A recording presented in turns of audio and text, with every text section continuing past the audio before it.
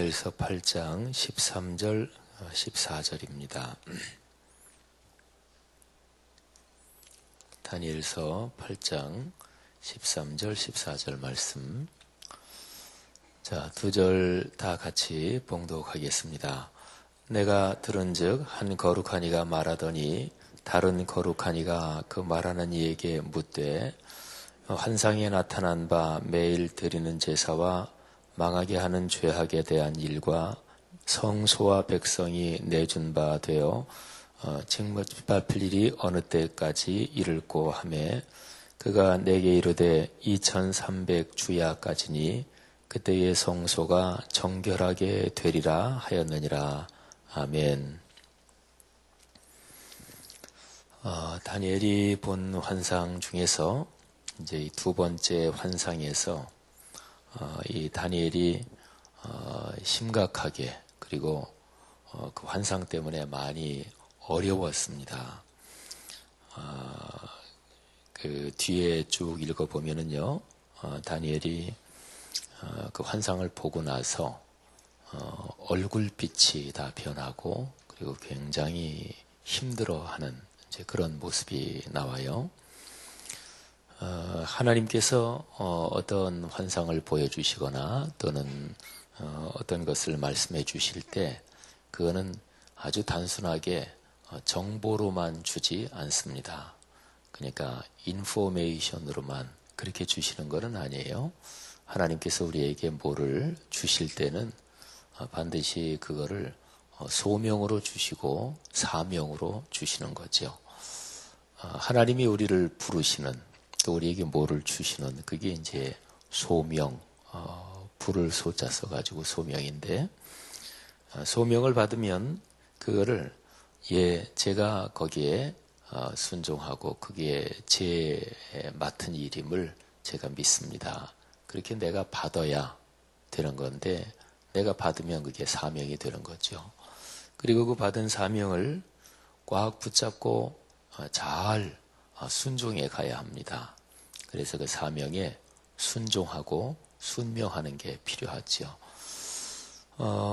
하나님께서 우리에게 주시는 것을 단순하게 소유물이나 내 지식이나 이렇게만 생각할 때 그게 우리에게 덕이 되지 않고 또 다른 사람에게도 덕이 되지 않는 거지요.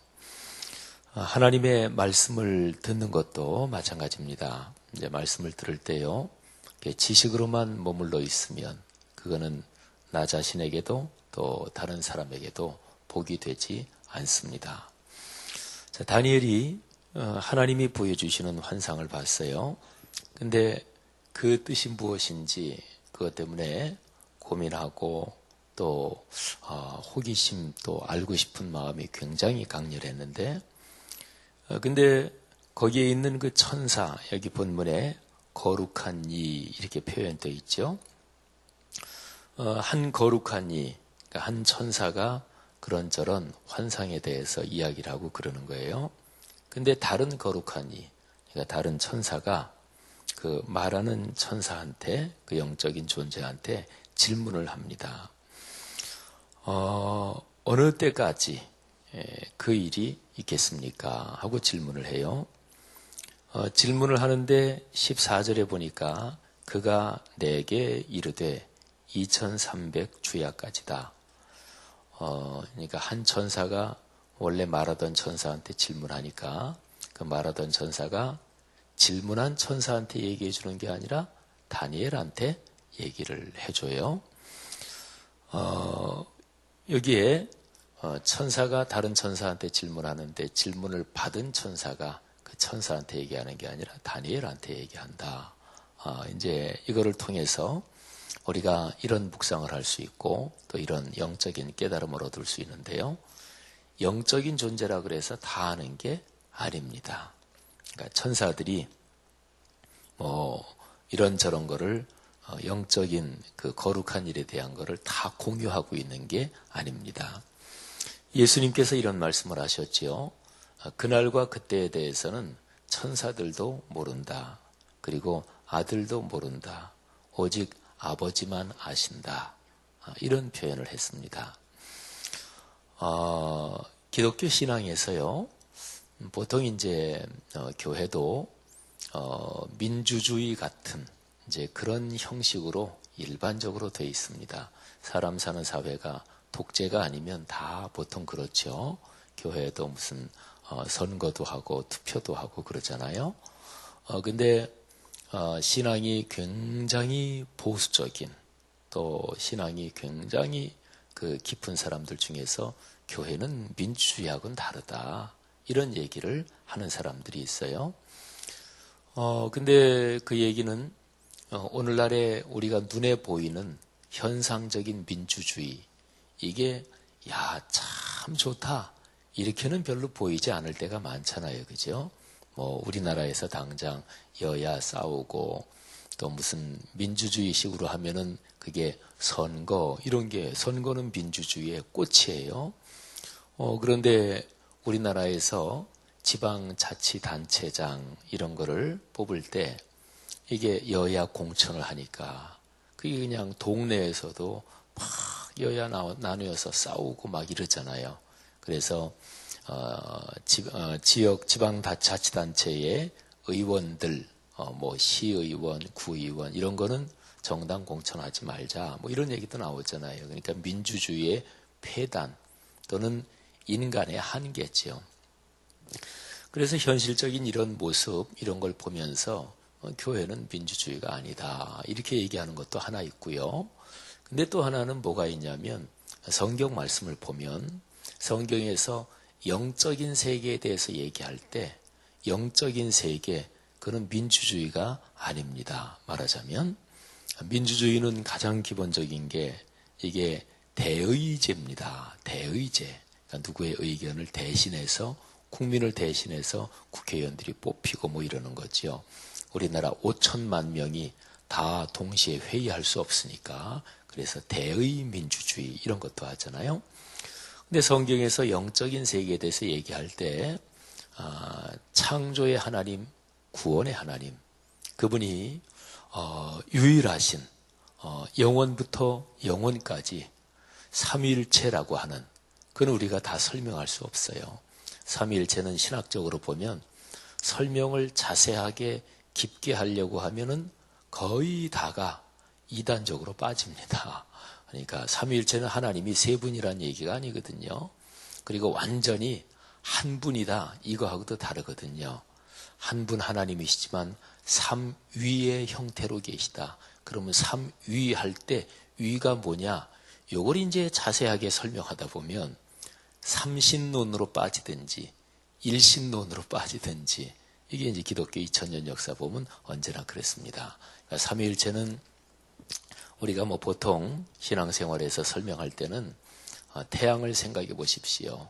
태양 자체가 있고, 태양에서 오는 빛이 있고, 태양에서 오는 열이 있지 않습니까? 뭐 이렇게도 설명하고, 또 과일이 있으면 과일 껍질이 있고 안에 과육이 있고 제일 안에 씨가 있습니다. 근데 이 세 개가 다 그 과일입니다. 뭐 이렇게도 설명을 해요.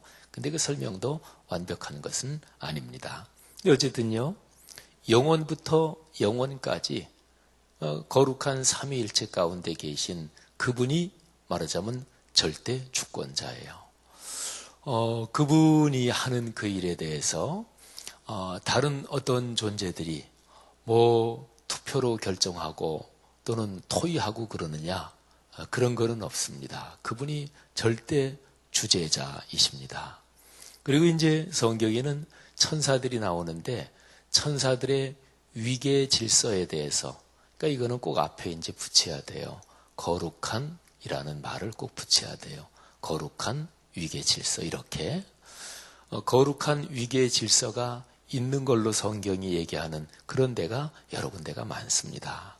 그래서 이제 기독교 역사에서는 천사 중에서 대천사가 셋이 있다, 이렇게 얘기를 해요.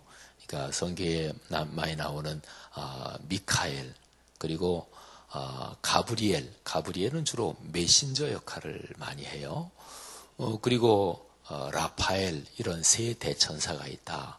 기독교 역사에서 이렇게 쭉 신앙이 내려오면서 그런 얘기가 이제 만들어지고 형성되기도 합니다. 근데 이제 성경에 나오는 것까지, 성경에 천사들 중에서 세 대천사가 있다, 이런 구절은 없어요.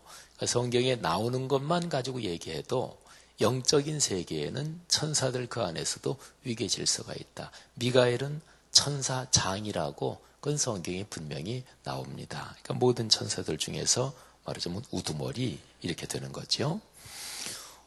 그리고 여러 가지 잡신, 귀신의 그런 세계까지 다 영적인 세계를 포괄하면 그 악령이나 악신은 결코 하나님의 거룩한 능력을 이기지 못합니다. 그거는 참 아주 성경에 아주 명백하게 나와요. 하나님께서 허용하시는 거예요. 그럴 뿐이지 절대로 이기지 못한다. 성경을 보면 영적인 세계가 그렇게 나와 있고 그렇기 때문에 그래서 신앙이 아주 보수적이고 신앙이 아주 깊은 분들 가운데서 그런 얘기도 하는 거예요. 근데 오늘 여기도 그 영적인 질서의 한 단면이 나오는데요. 천사가 둘이 있는데 한 천사는 알아요. 한 천사는 몰라요. 그래서 모르는 천사가 아는 천사한테 물어봅니다. 그런데 그 천사가 대답할 때 물어본 천사한테 대답해 주는 게 아니고 다니엘한테 대답을 해줘요. 여러분 여기서 아주 중요한 사실이 하나 있는데 하나님께서 환상을 보이시든 기적을 보이시든 하나님이 어떤 일을 하시든 그거는 궁극적으로 아주 최종 궁극적으로는 하나님의 영광을 위하는 거예요.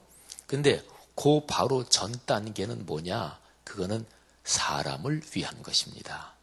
이게 아주 중요한 사실입니다. 하나님이 이 세계를 창조하셨잖아요.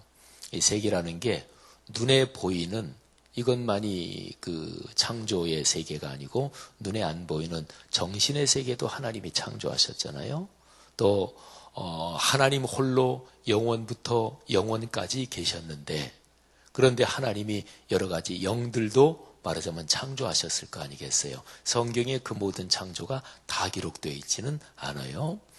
그러니까 완전히 절대 아무것도 없던 그 상태에서 뭐를 창조하셨으니까 영원하신 하나님 그분이 다 창조하신 거예요. 그러면 그분이 영적인 세계, 정신적인 세계, 그리고 육체적이고 물질적인 세계를 다 창조하셨어요. 그러면 그분이 이 피조 세계에서 하시는 모든 일은 그분은 선하신 분이고 그분은 좋으신 분이기 때문에 피조 세계가 복받고 아름답고 그리고 행복하기를 위해서 그래서 그분이 하시는 거예요. 근데 우리가 성경의 말씀을 보세요. 피조 세계에서 제일 하나님이 중심 존재로 만들어 놓은 게 그게 사람이에요. 그러니까 하나님께서 하시는 모든 일은 성경의 근본적인 그 시각이 그런 거예요. 사람을 위해서. 제일 중요한 거 한 가지만 얘기해 볼까? 이거 한 가지 얘기하면 이 사실에 대해서 더 이상 토론할 필요가 없습니다. 하나님께서 당신의 독생자를 우리를 위해서 십자가에서 내주셨단 말이죠. 영원하신 하나님이 여러분과 저처럼 이 어떤 면에서는 천하고 그리고 불완전한 이 육체를 입고 이 땅에 오셨단 말이에요. 그게 성육신 사건이에요. 그리고 십자가와 부활의 사건이고. 그러니까 하나님께서 당신이 만드신 피조 세계에서 모든 걸 하시는 목표가 뭐냐? 사람 행복하게. 그리고 그 사람을 통해서 모든 피조물이 행복하게. 근데 요거는 완전히 최종 목표는 아니에요. 완전히 최종은 뭐냐? 그렇게 해서 사람이 하나님께 영광 돌리게. 그래서 하나님께 예배 올리게. 이게 이제 완전 최종 목적이지요. 하나님이 다니엘에게 환상을 보여주셨는데 궁극적인 것은 천사가 이 땅에서 눈에 보이게 무슨 일을 하는 게 아니니까 궁극적으로는 다니엘 또는 하나님의 사람들이 하나님의 뜻을 실천하고 살고 그래서 하나님께 영광을 돌리게 하기 위한 것이지요. 그래서 신약성경에서 바울은 그런 얘기를 합니다. 환상이든 뭐든 복음 전도든 모든 게 다 너희를 위해서 있다. 그리고 너희는 그리스도를 위해서 그리스도는 하나님을 위해서 있다. 여러분 이거는 굉장히 감격적인 거 아니겠어요? 하나님께서 우리를 그렇게 사랑하십니다. 이 사실이 강한 우리에게 복이 되는 줄 믿습니다. 천사가 다니엘한테 얘기해요. 근데 이제 여기서 물은 게 뭐냐면요. 어느 때까지 그 일이 계속됩니까? 근데 어떤 일이요? 세 가지가 나와요. 첫째, 매일 드리는 제사가 그게 폐해진 거, 중단된 거. 그 다음에 망하게 하는 죄악, 그게 하나님의 성전에서 그렇게 망하게 하는 죄악이 저질러지는 거. 세 번째, 성소와 백성이 넘겨주게 되고 그리고 짓밟히게 되는 거. 이 세 가지가 언제까지 그렇게 됩니까? 근데 이 세 가지는요, 이거는 가지수로는 세 가지인데 사실은 하나예요. 안티오쿠스 4세가 하나님의 성전 그 제단 위에다가 그 헬라의 제우스 신을 섬기는 그런 제단, 작은 제단을 만들어서 올려놓기도 하고 자기 자신을 우상화하고 신성화해가지고 그런 거를 하기도 하거든요. 이게 이제 망하게 하는 죄악이에요. 망하게 하는 죄악은 성경에서 가장 간단합니다. 그거는 우상숭배, 이게 바로 망하게 하는 죄악이에요. 10계명에 1계명하고 2계명, 그러니까 10계명 전체는 말이죠. 어떻게 보면 딱 1계명 하나에 걸려있다고 볼 수 있고 또는 조금 더 보면 1, 2계명 두 가지에 나머지는 9개, 8개는 그냥 다 걸려있어요. 주기도문이 아버지의 뜻이 하늘에서 이루어진 것 같이 이 땅에서도 이루어지이다. 여기에 그냥 다 걸려있는 거하고 비슷합니다. 1계명이 뭐예요? 나 외에 다른 신을 두게 하지 말라. 2계명이 뭐예요? 내 이름을 망령되이 일컫지 말라. 그거지요. 그러니까요. 하나님은 우상 숭배를 얼마나 철저하게 명령하셨는지 10계명에서 제일 첫 번째 계명, 두 번째 계명, 그리고 형상 만들지 말라는 명령이 있잖아요. 그러니까 그게 그 형상을 만들지 말라고 할 때 그거는 이스라엘 백성에게 아주 절대적인 명령. 그러니까 10계명의 제일 중심이 그거예요. 하나님에 대한 거. 그게 안 된다. 그러면 그걸 가리켜서 우상 숭배라 그러는 거죠. 그러니까 망하게 하는 죄악이 뭐냐? 그건 우상 숭배예요. 근데 우상을 숭배하지 않으려면 어떻게 하면 우상을 숭배하지 않나요? 우리 사람으로서는 다른 방법 없어요. 주일 성수를 중심으로 하는 공예배 구조 속에서 사는 거예요. 그리고 매일 하나님을 만나고 그분하고 면담을 해야 돼요. 그게 바로 매일 하는 말씀 묵상이요. 또는 우리가 하는 새벽 예배 이런 거라고 볼 수가 있죠. 그러니까 오늘 여기 말씀에서 매일 드리는 제사 이게 중단됐다. 그거하고 두 번째 거 망하게 하는 죄악, 우상 숭배 이거는 뗄 수 없이 서로 연결되는 거예요. 매일 하나님 만나지 않는다. 그러면 우상 숭배 쪽으로 가는 거예요. 아유, 나는 그러지 않을 자신이 있다. 예를 들어서 나는 일주일에 딱 한 번 주일 예배 드리고 그리고서 나는 그리스도인답게 그렇게 나는 살 자신이 있다. 그런 그건 사실은 말이 되지 않는 거지요. 저는 한 가지는 인정해요. 어떤 사람이 주일 예배 딱 한 번 드리고 신실하게 그리스도인답게 살 수 있다. 그러면 그분이 매일 주님과 만나는 말씀 묵상의 시간에서 깊게 주님을 만난다면 그거는 가능합니다. 근데 일반적으로 얘기하면 이스라엘 백성에게 안식일 그리고 아침 저녁으로 드리는 매일의 예배 제사의 상번제라 그랬죠. 그 다음에 한 달에 첫날 드리는 월상 예배, 초하루 예배, 그리고 안식년, 그리고 희년 이런 구조가 바로 그런 거예요. 1년으로 따지면 3번의 절기가 있고 사랑하신 여러분, 매일 드리는 제사, 매일 주님을 만나는 것 이게 소홀히 되면 우리 사람은요 철학적으로 말하면 지향적 존재예요. 그러니까 사람은요 어디를 향하게 돼 있어요. 또는 사람은 근본적으로 의존적 존재예요. 나는 아무것도 의지하지 않고 나 혼자 스스로 산다. 아니에요. 사람은 그런 존재가 아니에요. 거기에 대해서 신약 성경에 보면 어떤 사람 속에 귀신이 있었다. 근데 이 귀신이 다른 데 좀 가서 살아볼까 하고 나갔는데 마땅한 데가 없어요. 그래서 옛날 있던 집으로 돌아가야 되겠다 하고서 가보니까 비어 있었거든요. 그래서 이거 전보다 더 좋아졌네. 그래서 자기보다 더 악한 귀신 7을 데리고 와서 거기에서 살았다. 그런 거죠. 그러니까 사람은 비어 있는 채로 계속 있을 수가 없어요. 비어 있는 데는 누가 차 있어야 돼요.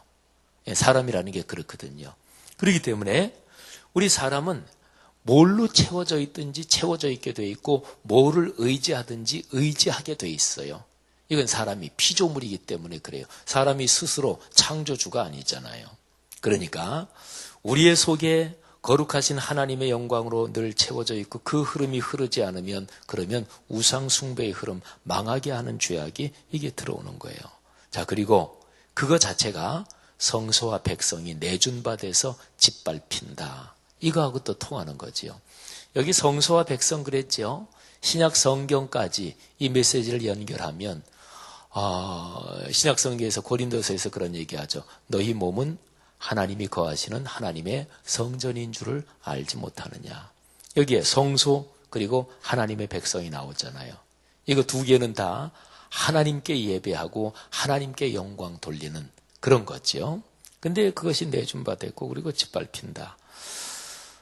이 한 천사가 또 다니엘도 그런 어려운 일이 그런 힘든 일이 그런 환란이 그런 핍박이 언제까지입니까? 그러니까 대답해요. 2300주야다. 이거를 간단하게 얘기하면 2300일.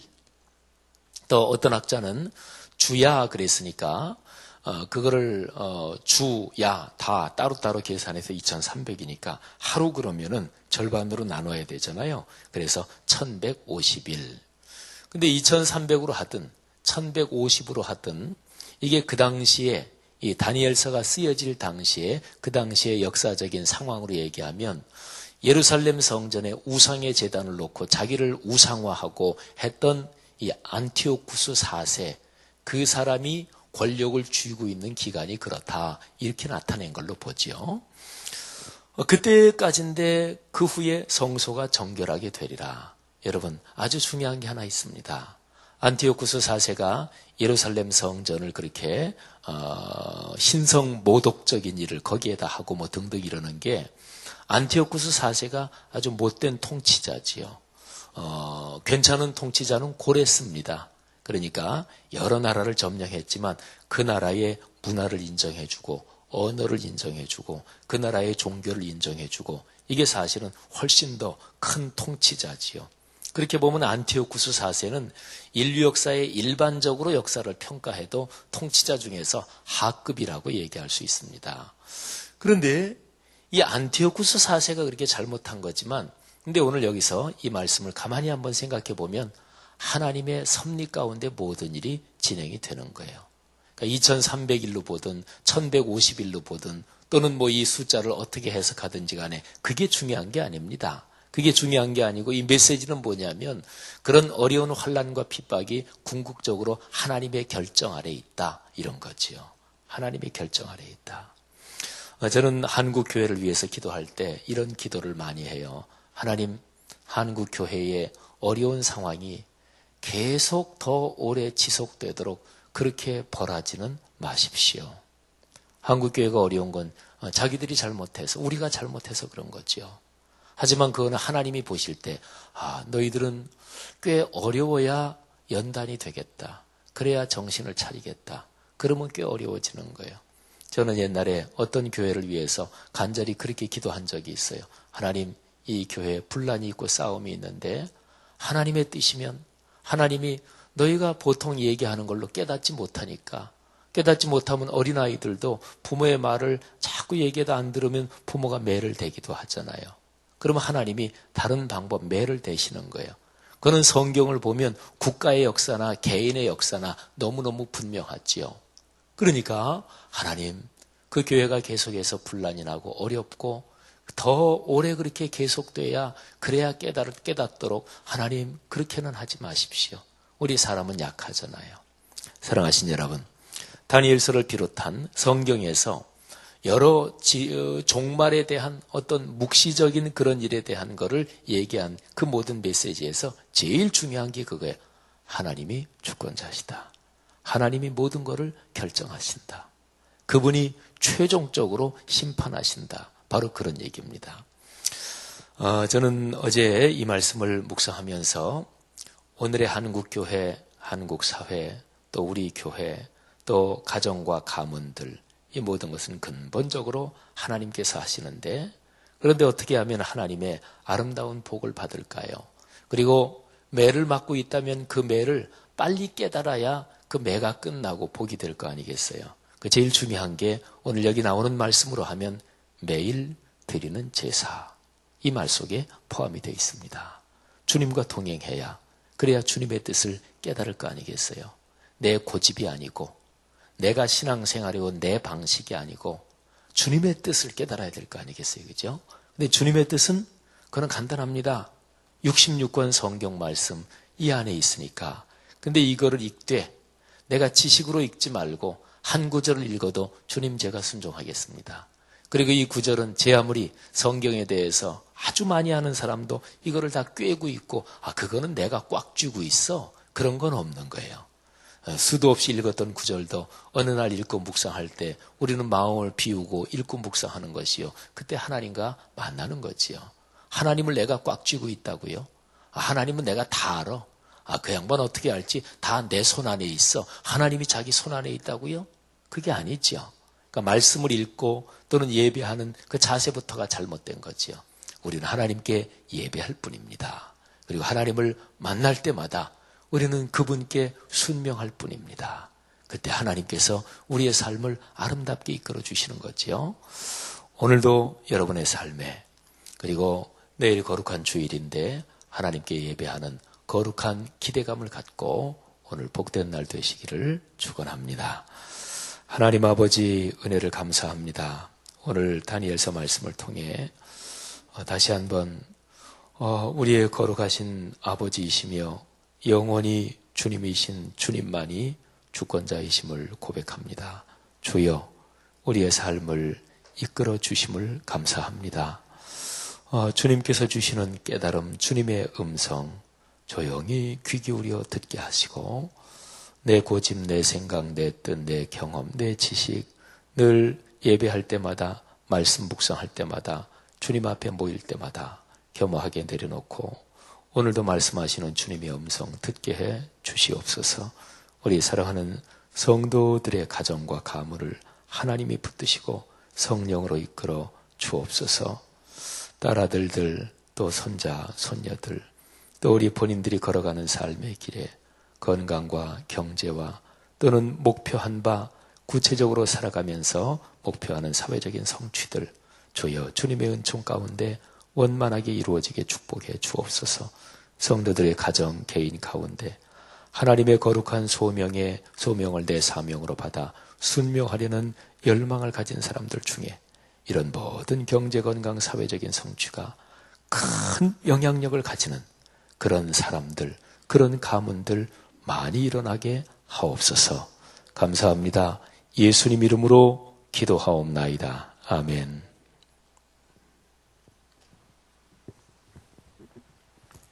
귀한 말씀 감사드립니다. 우리 다 같이 공동기도문 선교에 대해서 함께 교독하겠습니다. 모든 민족과 나라의 십자가의 복음을 전하도록 온 세계에 12개의 선교센터를 세우게 하옵소서.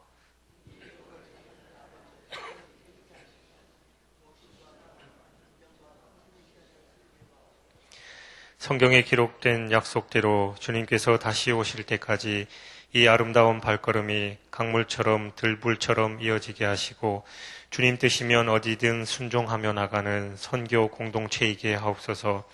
한 사람을 사랑하고 찾으시는 하늘 아버지의 마음이게 하옵소서. 아멘. 주님 가르쳐 주신 기도하시겠습니다. 하늘에 계신 우리 아버지, 아버지의 이름을 거룩하게 하시며 아버지의 나라가 오게 하시며 아버지의 뜻이 하늘에서와 같이 땅에서도 이루어지게 하소서. 오늘 우리에게 일용할 양식을 주시고 우리가 우리에게 잘못한 사람을 용서하여 준 것 같이 우리 죄를 용서하여 주시고 우리를 시험에 빠지지 않게 하시고 악에서 구하소서. 나라와 권능과 영광이 영원히 아버지의 것입니다. 아멘. 지금 들은 말씀이 내 삶으로 이어지게 하옵소서. 주일을 준비하고 예배를 섬기는 모든 성도들을 축복하옵소서. 말씀 삼성경대학 사역에 참여하는 성도들이 말씀으로 행복하게 하옵소서. 그리고 오늘 기도한 공동 기도문 내용대로 12개의 미션 센터가 구체적으로 세워지게 하옵소서. 그리고 내일 주일 말씀을 선포하는 설교자들에게 성령의 능력을 주옵소서라고 함께 기도하시고, 여러분 각자 가지고 나오신 기도 제목 아래신 후 자유롭게 돌아가시겠습니다. 기도하시겠습니다. 사랑의 하나님 아버지, 감사합니다. 하나님, 매일매일의 말씀 속에서 하나님과 깊이 만나는 그 삶 속에서 하나님 주님의 인도함을 받을 수 있는 것을 주시옵소서. 우리 그리스도인의 삶의 최종 목적은 하나님께 영광을 돌리는 것임을 다시 한번 깊이 깨닫습니다. 하나님, 우리의 삶이 행복하고 우리의 삶이 기쁨을 넘치고 우리의 삶이 평안한 것, 하나님의 은혜인 줄 다시 한번 깨닫고 그러한 삶을 통해서 하나님께 영광 돌리는 삶이 될 수 있도록 주여 우리를 붙들어 주시옵소서. 힘들고 어려운 세상 속에서 이런저런 일을 많이 겪고 살아가지만 그럴 때마다 하나님을 의지하게 하시고 하나님만을 바라보게 하시고 인내하는 삶을 허락하여 주시옵소서. 하나님의 뜻일 때 하나님 고통마저도 하나님께 모든 걸 맡기고 환난 중에 거할 때도 하나님을 전적으로 신뢰하는 담대한 믿음을